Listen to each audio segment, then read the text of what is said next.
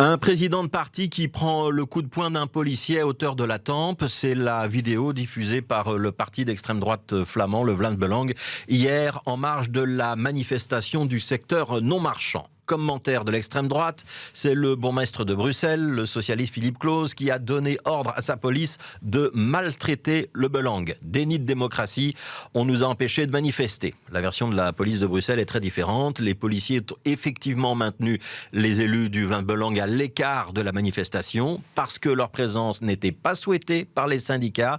Il s'agissait donc d'éviter une confrontation frontale et une bagarre générale. Les élus du Belang, dont le président Tom van Grieken, ont contesté la décision de police. Ils ont refusé d'obéir aux injonctions des agents. Ils ont tenté de forcer le barrage.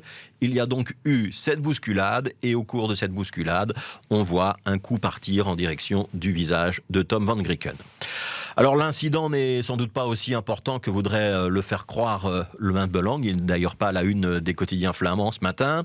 Mais il est effectivement rare qu'un président de parti se retrouve ainsi dans une confrontation frontale avec la police. Et plus rare encore qu'un policier, dans l'énervement général, porte un coup sur une personnalité politique de premier plan. Parce qu'il faut quand même rappeler qu'avec 18 députés à la Chambre, le Belang est aujourd'hui l'un des premiers partis de Flandre et même en passe de devenir le premier si l'on en croit les derniers sondages.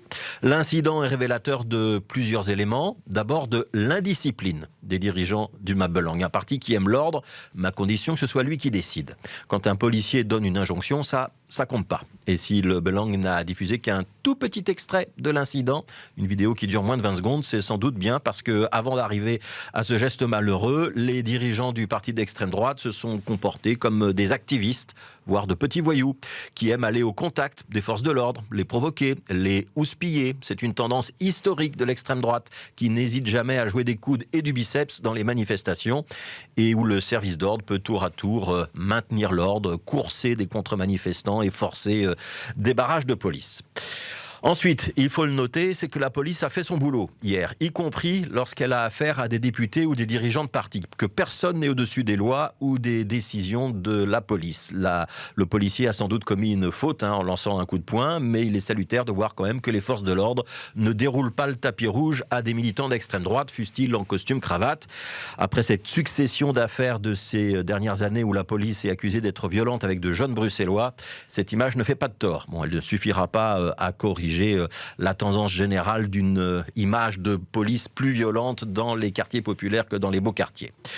Troisième et dernière leçon, la tendance des partis politiques à vouloir récupérer les mouvements sociaux à leur avantage, qui trouvent ici ses limites. Hier, lors de cette manifestation du secteur non marchand, il y avait le PTB en force, comme à chaque manifestation, mais aussi Conor Rousseau, le président de Voreit, le parti socialiste flamand, parti de Frank van den Broek, le ministre de la Santé, alors que de nombreux slogans visaient justement les économies dans le secteur des soins de santé. Les syndicats tolèrent évidemment plus facilement les partis de gauche que l'extrême droite pour défiler à leur côté.